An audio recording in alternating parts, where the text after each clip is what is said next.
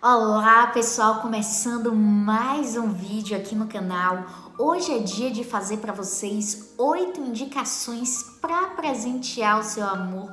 Não importa se é namorado, namorada, se é você mesmo, mas eu resolvi fazer as indicações. Estamos chegando aí no dia 12 de junho. Eu não sei se eu vou conseguir publicar esse vídeo a tempo de vocês fazerem essa compra aí pro dia exatamente do Dia dos Namorados, mas essa indicação literária é atemporal. Eu escolhi fazer 8 indicações porque 8 é um número do equilíbrio cósmico, é um número da mediação entre o espiritual e o material, entre o divino e o terreno. Então eu vou fazer aqui 8 indicações que eu espero que contribua para você comprar aí o presente do seu amado, da sua amada, mas se não der tempo, não tem problema. Eu tenho certeza que vai servir para você presentear quem você ama e a si mesmo, porque amor próprio é tudo, né? Então, se vocês quiserem saber mais sobre essas indicações, é só continuar me assistindo. Simbora!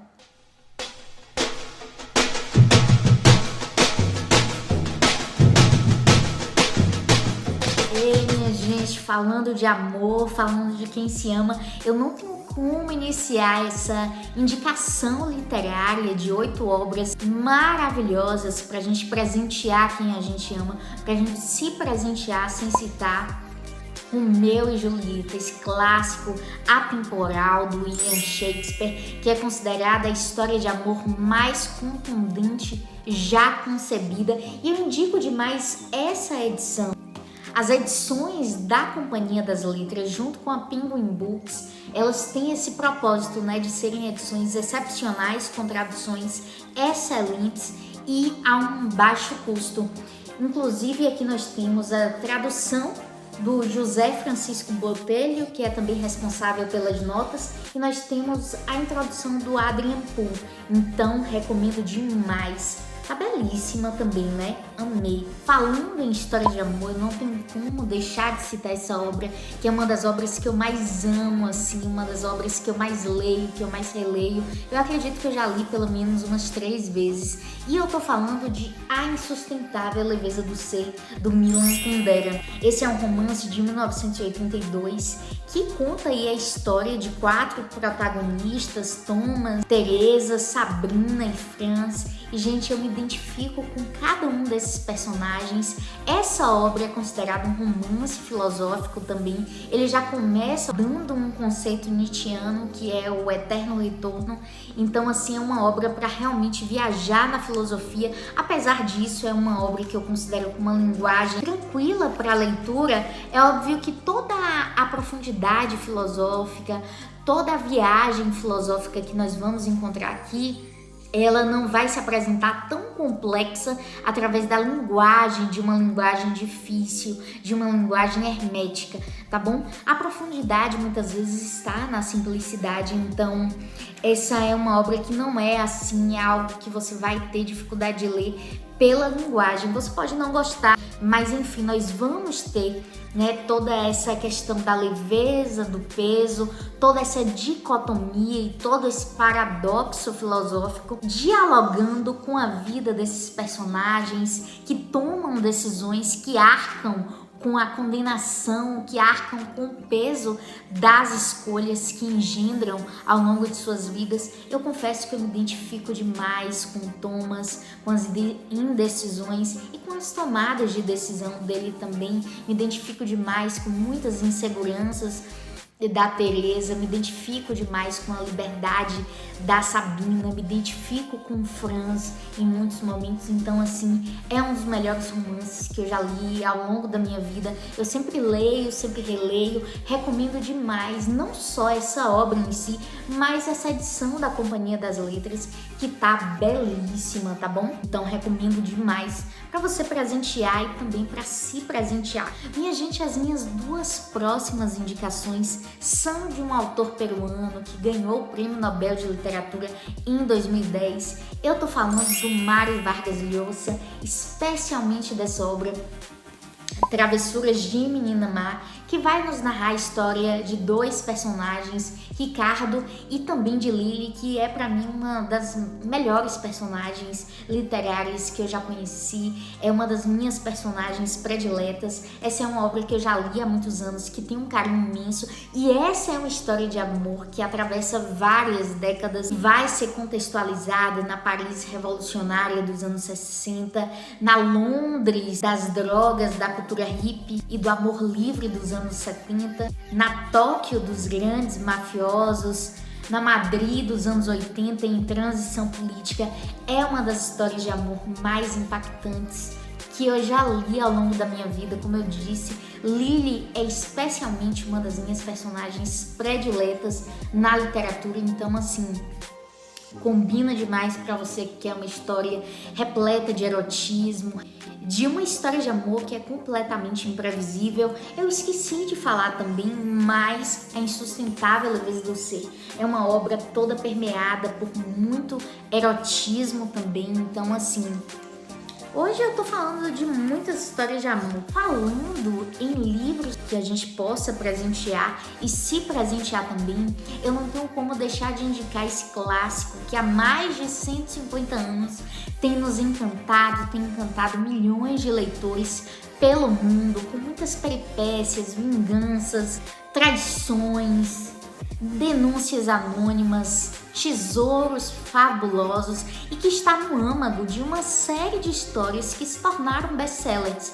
Então eu tô falando de O Conde de Monte Cristo, do Alexandre Dumas. Indico demais essa edição, que é uma edição que tem a qualidade de um clássico e que tem o preço de uma edição de bolso. Essa tradução foi vencedora do Prêmio Jabuti, então uma excelente tradução feita pelo André Teles e pelo Rodrigo Lacerda. Eu acho importante falar sobre esse aspecto da tradução, porque eu prezo muito por uma tradução bem feita, seja de uma obra clássica, seja de uma obra, recente. Eu prezo muito por uma excelente tradução. Inclusive, falando de edições de bolso, essas edições aqui do Mário Vargas Llosa são da editora Ponto de Leitura, e eu sou apaixonada pelas edições dessa editora, tá bom? Tenho várias obras da Ponto de Leitura. Falando em O Conde de Monte Cristo, de uma estrutura de romance que tem peripécias, que tem vingança, que tem tesouros fabulosos, que tem toda uma estrutura própria do Alexandre Dumas, que vai influenciar toda a literatura da modernidade, eu vou citar um best-seller que tem muitas influências do Alexandre Dumas e de uma série de outros clássicos, como Edgar Allan Poe, Victor Hugo. Eu tô falando de A Sombra do Vento, já se tornou um best-seller. O Carlos Ruiz Zafón, se não me engano, nos deixou ano passado, bem precocemente. Gente,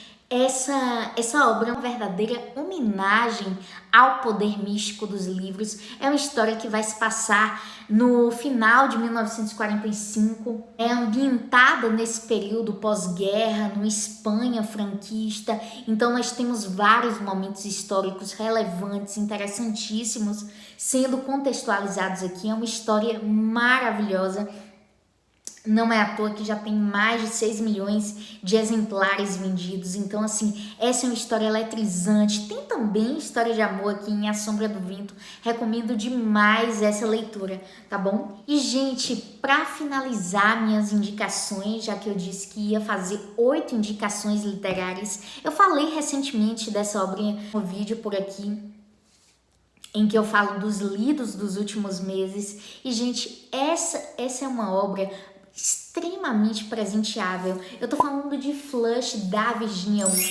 Esse é um verdadeiro best-seller, principalmente ao tempo em que foi lançado, na década de 30, mas que na contemporaneidade foi resgatada pelos chamados estudos animais que foram instaurados na década de 90. Então é uma obra que atualmente eu quase não vejo falar. Na biografia de um cachorro, aqui nós vamos ver a percepção do Flush em relação à sociedade vitoriana, a percepção existencial e também a percepção olfativa, tá certo? Vamos ver a história do Flush, todo o contexto de sua ancestralidade. Nós vamos ver também um pouco da história da Elizabeth Barré, que foi de fato uma poeta, uma escritora que fez parte dos contextos da Virginia Woolf.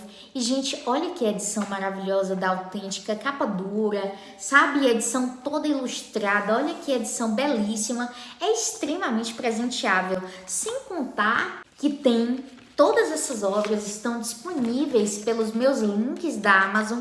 E comprando pelo meu link da Amazon, vocês ajudam demais esse canal. Opa. Vamos ver se eu consigo aqui fechar. Gente, para finalizar esses nossos 8 livros, 8 obras indicadas, eu vou indicar uma obra maravilhosa, encantadora, uma das melhores leituras que eu já fiz. Pelo que vocês perceberam também, eu tô falando de favoritos da minha vida, tá? São livros assim favoritaços mesmo. E essa obra especificamente é para quem gosta de biografias, tá? E se você não gosta, essa é uma excelente oportunidade. Eu tô falando de Frida, da Hayden Herrera. Foi essa obra que inclusive influenciou, norteou a produção do filme Frida, que foi ensinado pela Salma Hayek. Óbvio que aqui, gente, nossa, é uma obra maravilhosa e realmente o filme não consegue superar essa obra. A gente acaba tendo, né, no filme uma romantização da vida de Frida, mas é uma edição toda ilustrada, tá muito documentada, com muitas fotos das obras de Frida, com muitas fotos da vida dela mesmo. Erros de gravação, acontece. Com muitas fotos da vida dela. A minha tá toda riscada, não sei se dá para vocês verem aí. Com muitas obras, né, relevantes de toda a trajetória, né, artística da Frida Kahlo. Então, assim, recomendo demais. Se vocês quiserem resenha de alguma dessas obras, é só pedir aqui nos comentários. Ei, minha gente, para tudo, eu me esqueci de fazer a 8ª indicação literária, de falar com vocês melhor sobre Tia Júlia e o Escrevinhador, que é do Mário Vargas Llosa. Dele eu já citei Travessuras de Menina Má e Vejam Bem. Tia Júlia e o Escrevinhador é o 2º melhor romance que eu li deste autor. Essa é uma história que vai nos apresentar o enredo de Varguitas, que tem 18 anos, que se apaixona por uma mulher que tem o dobro de sua idade, que é a Tia Júlia. E em meio a essa história de amor, nós ainda temos o Pedro Camacho, que é um autor de radionovelas, que nos apresenta enredos mirabolantes, excêntricos. E vejam bem, num dado momento da história, esse romance proibido, esse romance que vai nos trazer muitas críticas sociais apresentadas pelo Llosa, ele vai ser descoberto pela família e o Pedro Camacho também começa, com o excesso de trabalho, a confundir o enredo de suas histórias. Então vejam bem, ao longo dessas minhas 8 indicações literárias atemporais, entre clássicas e contemporâneas, vejam bem, nessa última história de amor, nós vamos ter, além de toda a extravagância típica de Llosa, vamos ter muito humor. Então é isso, são essas as minhas indicações. Desculpem aí que a YouTuber não tá muito bem para fazer conta, mas todas elas estão no box de informações e adquirindo pelo meu link da Amazon, vocês ainda contribuem com o crescimento desse belíssimo canal que tem sido também construído com um amor que transcende esse período de Dia dos Namorados. E assim eu me despeço de vocês. Para você que está chegando aqui agora, não esquece de deixar o seu like, de se inscrever aqui no canal. Nós estamos aí na corrida rumo aos primeiros 1000 inscritos. Então me ajuda demais para quem pode compartilhar, para quem pode se inscrever, para quem pode deixar aqui o seu comentário. Gente, e assim, se vocês quiserem resenha de alguma dessas obras, é só pedir, será uma honra, tá bom? Um beijo e até o próximo!